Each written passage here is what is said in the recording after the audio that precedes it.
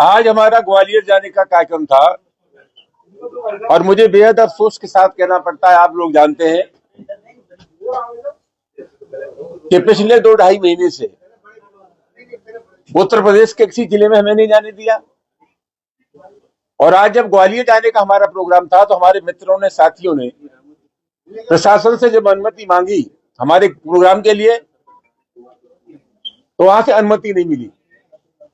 ग्वालियर जाने का हमारा मतलब सीधा सीधा ये था कि 3 बार मध्य प्रदेश उच्च न्यायालय के मुख्य न्यायाधीश ने ग्वालियर में जो खंडपीठ है हाई कोर्ट की, उसके प्रांगण में बाबा साहब डॉक्टर अम्बेडकर की मूर्ति लगाने का आदेश दिया था।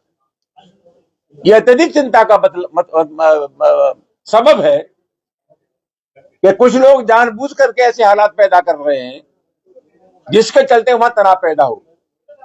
3 आदेश होने के बाद भी जब डॉक्टर अम्बेडकर की प्रतिमा वहां स्थापित नहीं हो रही है, इसका सीधा मतलब है ये सरकार की लेटर व्यवस्था के चलते हो रहा है। और मैं आरोप लगाना चाहूंगा कि मध्य प्रदेश की सरकार के इशारे पर हो रहा है। ये एक मनोवृत्ति है। ये वही लोग हैं जब हिंदुस्तान का संविधान बनना था फिर इस मनोवृत्ति के लोगों का ये मानना था कि देश में जब संविधान है मनु महाराज का तो किसी नए संविधान की आवश्यकता नहीं है। ये वही लोग हैं जिन्होंने 55 साल तक राष्ट्रीय ध्वज को स्वीकार नहीं किया। तो एक मनोवृत्ति है, एक मेंटेलिटी है, एक मानसिकता है जो इस अम्बेडकर की प्रतिमा को लगाए जाने का विरोध कर रहे हैं। आप सब लोग जानते हैं उच्चतम न्यायालय में, सुप्रीम कोर्ट के प्रांगण में डॉक्टर अम्बेडकर की प्रतिमा लगी है। और मजेदार बात यह है कि जयपुर हाई कोर्ट के सामने मनु महाराज की प्रतिमा लगी है जो नारी की प्रतिष्ठा और दलितों की प्रतिष्ठा के खिलाफ थे। ये अजीब मजाक है। हम वहां लोगों को समर्थन देने जा रहे थे जो डॉक्टर अम्बेडकर की प्रतिमा लगाए जाने के पक्षधर हैं। हमें उनसे कहना था कि आप अकेले नहीं हैं, हम आपको अपना समर्थन देने के लिए आए हैं और हम ये चाहते हैं कि तत्काल बाबा साहब डॉक्टर अम्बेडकर की प्रतिमा लगे ग्वालियर खंडपीठ के प्रांगण में।